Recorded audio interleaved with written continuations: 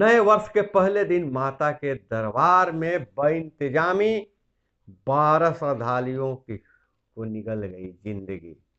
राम मंदिर में हवा महल से झरोखे होंगे, राजस्थानी शैली में मेहराब भी बनेंगे। और जातीय जनगणना की तो बात छोड़िए, जनगणना भी 2031 तक टली। टीकों से आबादी का पता चलेगी। 12,000 करोड़ रुपए बचाने की तैयारी में है सरकार। और इधर सासाराम से खबर निकल कर आ रही है, सरकारी भवन में सो रहे उप सरपंच को गोली मारकर हत्या, पूर्व उप सरपंच का भाई गिरफ्तार। और ट्रेड डील के लिए ब्रिटेन भारतीयों को वीसा फीस में छूट देने के लिए भी तैयार। और यही नहीं डले, वार्ड सचिवों का आंदोलन लगातार जारी है, अभी तक नहीं निकला कोई नतीजा। पुराने वार्ड सचिव अपने मांगों पर लेकर अड़े हुए हैं और बना रहे हैं आगे के आंदोलन की रणनीति। वहीं त्रिस्तरीय पंचायती राज व्यवस्था में नए चुने गए प्रतिनिधियों को मिलने वाले हैं विशेष अधिकार। शपथ ग्रहण के पहले दौर में अब होगी पहली बैठक। शपथ ग्रहण के बाद पहली बैठक के बाद पुराने कार्यों की होगी समीक्षा, उसके बाद मिलेंगे नई योजनाएं। नए साल के पहले ठिठुरते रहे लोग, आज भी कोल्ड डे की संभावना। और इत्र कंपनियां में खाड़ी देशों से 40 करोड़ निवेश की जांच। हरियाणा के डाडम में पहाड़ दरका, बिहार के एक युवक सहित 4 की मौत। नमस्कार, मैं हूं अभय कुमार, आप देख रहे हैं ठोक तंत्र। ठोक तंत्र का खास कार्यक्रम अखबारों की सुर्खियां, सुबह सवेरे में आपका स्वागत है। इस एपिसोड में हम खबर लेते हैं अखबारों के पन्नों से। अखबारों में क्या छपा है, क्या है आपके लिए काम की खबरें। तो हमारे साथ बने रहने के लिए चैनल को सब्सक्राइब कर लीजिएगा। वीडियो पसंद आए तो एक लाइक जरूर कीजिएगा। कमेंट करके बताइएगा यह कार्यक्रम कैसा लगा और आप क्या शामिल करना चाहते हैं। तो फिलहाल हम नजर डालते हैं आज की खबरों पर। बिहार में पहला ओमिक्रॉन मरीज का रिपोर्ट नेगेटिव आया। देश में 70 दिन में सर्वाधिक केस 10 दिन में 4 गुना बढ़े। जितने केस देश में मिल रहे थे उतने महाराष्ट्र में ही मिल रहे हैं। सक्रिय केस 1 लाख से ज्यादा, औसत वृद्धि दर बढ़कर 2.1 हो गई। और जैसा कि आपको पता है, वैष्णो देवी में भगदड़ मच गई थी। मंदिर में नए साल पर श्रद्धालुओं के भीड़ का दबाव झेल नहीं पाया और बेइंतजामी का ढेर चढ़ गई 12 जिंदगियां।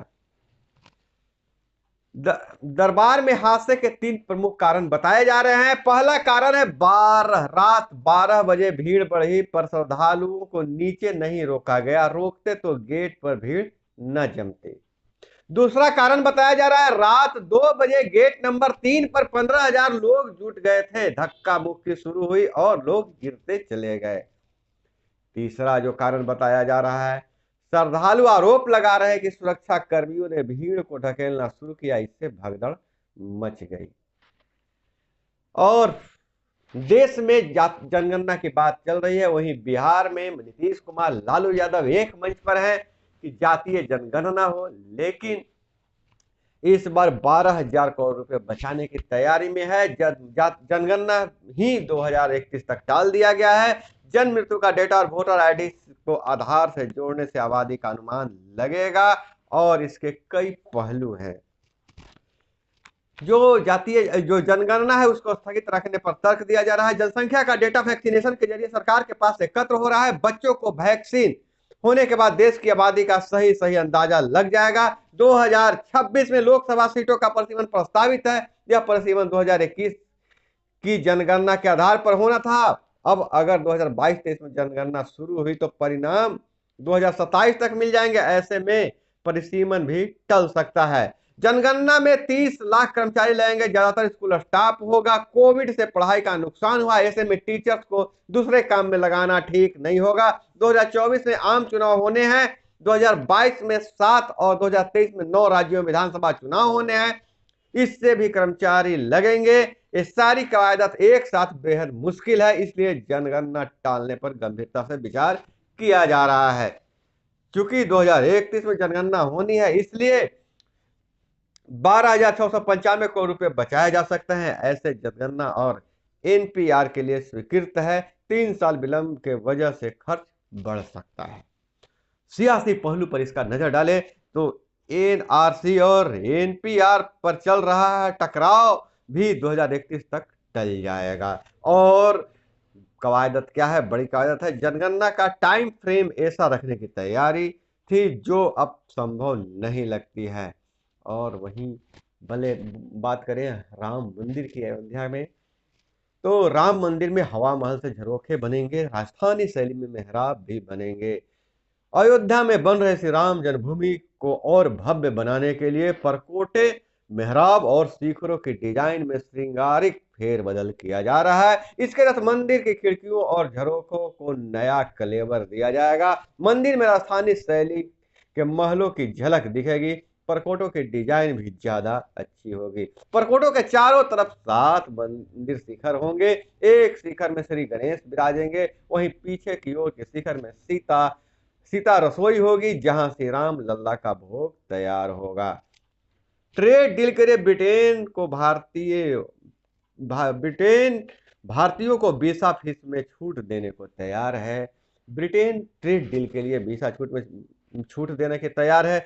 ब्रिटिश सरकार भारतीयों को ब्रिटेन में रहने और काम करने के आसान बनाने के लिए आवर्जन नियम में ढील देने की तैयारी में है।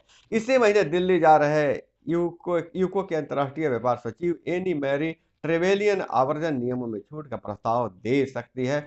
लंबे समय से भारत ऐसी रियायत मांगता रहा है।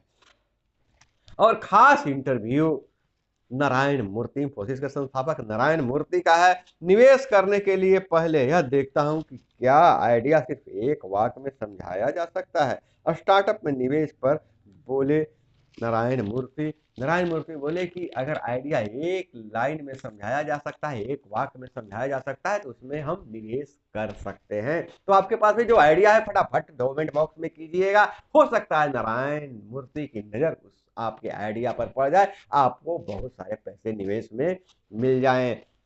और इधर हम बात करें, जो बड़ी खबर निकल कर आ रही है बिहार से, सरकारी भवन में सो रहे उप सरपंच को गोली मारकर हत्या कर दी गई है। यह खबर निकल कर आ रही है विक्रमगंज प्रखंड के खैरा भूधर के उप सरपंच शंभू यादव की अपराधियों ने गोली मारकर हत्या कर दी है। यह घटना शुक्रवार की रात चिन्नू ब्रह्म के समीप एक सरकारी भवन के कमरे में सो रहे उप सरपंच के साथ घटी है। अपराधियों ने कमरे में घुसकर शंभू यादव के गर्दन में गोली मार दी है। सुबह लोग पहुंचे तो 41 वर्षीय शंभू कमरे में मरे पड़े थे। और इस मामले में पूर्व उप सरपंच को गिरफ्तार, पूर्व सरपंच और उसका भाई को गिरफ्तार किया गया है। और इधर निर्विरोध उप सरपंच के चुनाव हुआ था। घटना के बाद रौनी गांव के पूर्व उप सरपंच धन्नू यादव और उसके भाई विजय यादव को पुलिस ने पूछताछ के लिए हिरासत में लिया है। बताया जा रहा है कि चुनाव समय धन्नू यादव शंभू यादव के बीच तगड़ी प्रतिद्वंदिता थी। और वहीं मुख्यमंत्री उद्यमी योजना के लाभार्थियों को दी जाएगी ट्रेनिंग, 15 दिनों की ट्रेनिंग दी जाएगी। 5 लाख लोन, 5 लाख का अनुदान मिलेगा। मुख्यमंत्री उद्यमी योजना के 16,000 अभ्यर्थियों के चयन के बाद उद्योग विभाग उसके वेरिफिकेशन के लिए जिला उद्योग केंद्र महाप्रबंधकों को निर्देश दिया है। वेरिफिकेशन में सही पाए जाने पर बाद चयनित उम्मीदवारों को 15 दिन की ट्रेनिंग दी जाएगी। और इधर नजर डाले तो पटना की तर्ज पर 11 और जिलों में सख्ती से लागू होंगे ट्रैफिक नियम। बिहार में 83.53 लाख किसानों के खाते में मिली 1670 करोड़ की राशि। पीएम सम्मान किसान सम्मान योजना में 2-2 हजार की राशि दी गई किसानों के। अगर आप भी किसान हैं तो अपना खाता चेक कर लीजिए। कांग्रेस ने कहा देश का जीएसटी दर बढ़ाना देशवासियों के साथ अन्याय है। और वहीं तेजस्वी यादव ने कहा है रोजगार सहित जो पुराने वादे हैं उसे पूरा करे मुख्यमंत्री। 16 साल में जो काम बचा है उसकी जिम्मेवारी ले सीएम। राबड़ी देवी ने अपने जन्मदिन पर बहुराष्ट्रीय के साथ जरूरतमंदों के बीच बांटा कंबल। भवन निर्माण विभाग ने की माछ लूट पर लगाम लगाने की तैयारी। 20 मार्च के बाद कोई भी पत्र स्वीकार नहीं किया जाएगा। बिहार में 3.49 करोड़ श्रमिकों का निबंधन का था लक्ष्य, पर पूरा हुआ मात्र 1,59,00,000। 31 दिसंबर तक राष्ट्रीय ई श्रम पोर्टल पर कराना था निबंधन। योजना में क्या क्या लाभ मिलेगा देख लेते हैं। ये पोर्टल पर निबंधित कोई भी मजदूर देश भर में कहीं भी एक समान योजना का लाभ ले सकेंगे। निबंधित श्रमिकों को सभी सामाजिक सुरक्षा योजनाओं के लाभ के साथ 2 लाख रुपए का बीमा लाभ मिलेगा। श्रमिकों की असामयिक मृत्यु पर उसे आश्रितों को तत्काल आर्थिक सहायता मिलेगी। कॉलेज में शिक्षकों की कमी दूर करने का छठा रिमाइंडर भी खाली। सीबीएसई ने 6 जनवरी तक बढ़ाई 9वीं व 11वीं के रजिस्ट्रेशन की तिथि। मगध महिला में हॉस्टल के लिए नामांकन प्रक्रिया 5 से हो जाएगी शुरू। वहीं युगनू में पीएचडी के लिए 7 जनवरी तक करे आवेदन। ट्रक से टकराई बाइक, नए साल का जश्न मना लौट रहे 3 दोस्तों की हो गई मौत। भागलपुर दुमका सड़क पर जगदीशपुर में पिस्ता चौक के पास हुई दुर्घटना। एक ही बाइक पर सवार थे तीनों, नहीं पहना था इनमें से कोई हेलमेट, इसलिए हेलमेट जरूर पहनकर निकले दोस्तों। भागलपुर में रेलवे फाटक न खोलने पर बदमाश ने गेटमैन को मार दी गोली, हो गई मौके पर मौत। और 8 दिन पहले ही वो बाइक खरीदी थी जिससे दुर्घटना हुई थी। भगदड़ से पहले हालात खराब थे, पर भीड़ नियंत्रण करने के लिए कोशिश नहीं हुई। वैष्णो देवी की घटना पर फिर से हम लोग नजर डाल देते हैं। बेतहाशा भीड़ रोकने के लिए पुलिस डंडे चला रही थी, इससे कई बार बहस तक हुई है।